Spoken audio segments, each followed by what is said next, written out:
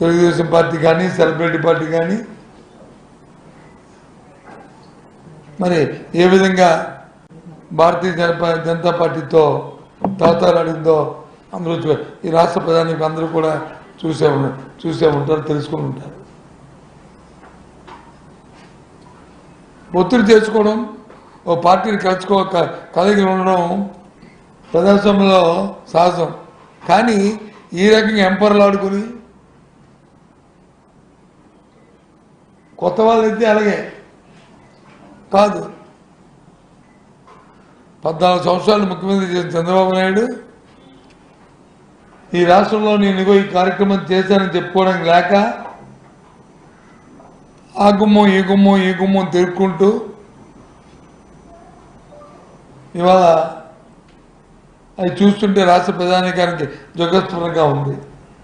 అసహించుకుంటారు ఏంటిది అని. నేను ఉదయాన్ని ఒకరు వచ్చి ఎవరు నాకు వీడియో పెట్టారు. ఉదయాన్నే ఉదయం వీడియో చూశాను. ఏంట్రా ఇదేంటి అని చూస్తే భారతీయ జనతా పార్టీ నాయకులు మన ఆంధ్రుడు కాకపోయినా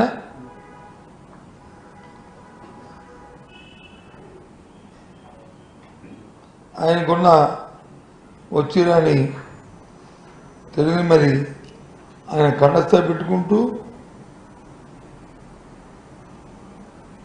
చూడండి. चंद्रबाबू नायडू खजातंगा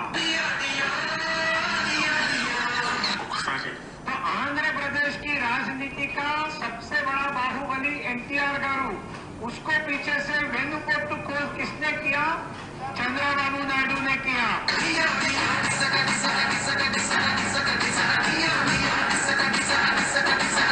तो चंद्रबाबू नायडू अंटे Kattappa of Andhra Pradesh politics, always वेन्नुपोट्टू दारुడు. सब जगह पर पीछे से नरेंद्र मोदी जी को भी वेन्नुपोट्टू, सबको वेन्नुपोट्टू, आंध्र प्रदेश ప్రజలకు వెన్నుపోటు.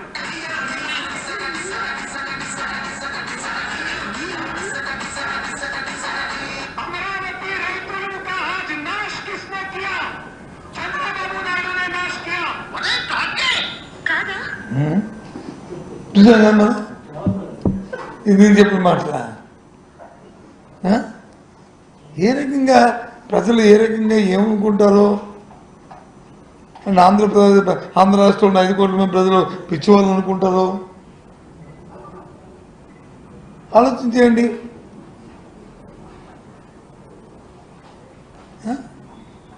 సరే ప్రజాస్వామ్యంలో 2 పార్టీలకు వెళ్ళడం, 2 పార్టీలు వెళ్ళిపోవడం, లేదా పొత్తులకు వెళ్ళడం అని అది వేరు.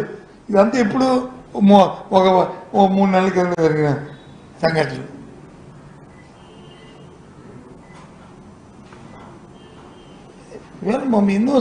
ఎన్నో అంశాలు ఉన్నాయి. అధికారం ఉన్నప్పుడు దాని గురించి ఆలోచించలేదు, ఇప్పుడు పొత్తులు పెట్టుకున్నప్పుడు దాని గురించి ఆలోచించట్లేదు. రాష్ట్రం తాలూకా అంశాల పట్ల ముఖ్యంగా మన స్టీల్ ప్లాంట్ ఈ పొత్తులు పెట్టుకున్నారు కదా. ఇప్పుడు రేపు 2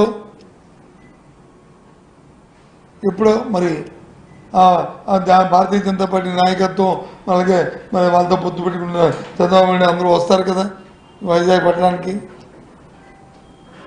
మరి స్టీల్ ప్లాంట్ గురించి ఏం చేస్తారో చెప్పానండి.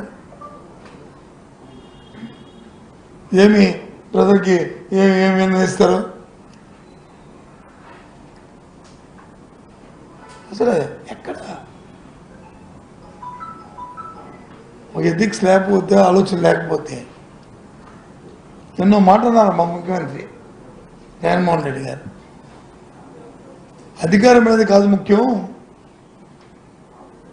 చరిత్రలో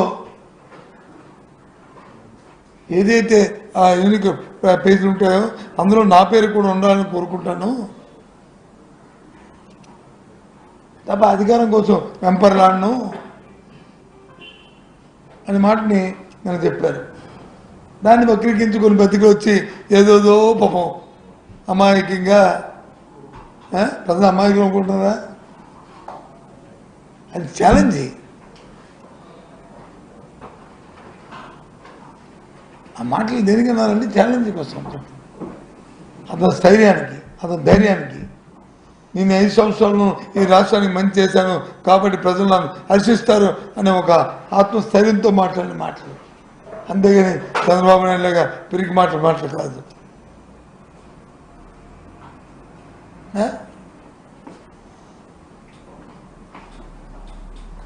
చెప్పండి.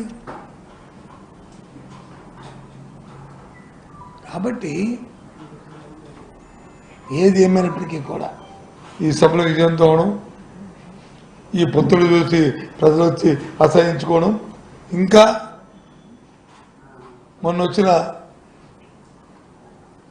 ఏదైతే వైఎస్ఆర్సీపీ పార్టీకి ఇప్పుడు ఉన్నాయో సీట్లు ఉన్నాయో 151, దానికంటే 175 కూడా రేపు ఛాలెంజ్గా వచ్చే పరిస్థితులు రాష్ట్రంలో ఉన్నాయని చెప్పడానికి అసక్తి కాదు. వాస్తవాలు ఇవే. ప్రజలు దేవుని విధానం మారింది, వాళ్ళకి ఆదాయం పెరిగింది, రాష్ట్రం జీడిపి పెరిగింది, వ్యవసాయానికి సంబంధించి ఉత్పత్తులు పెరిగాయి.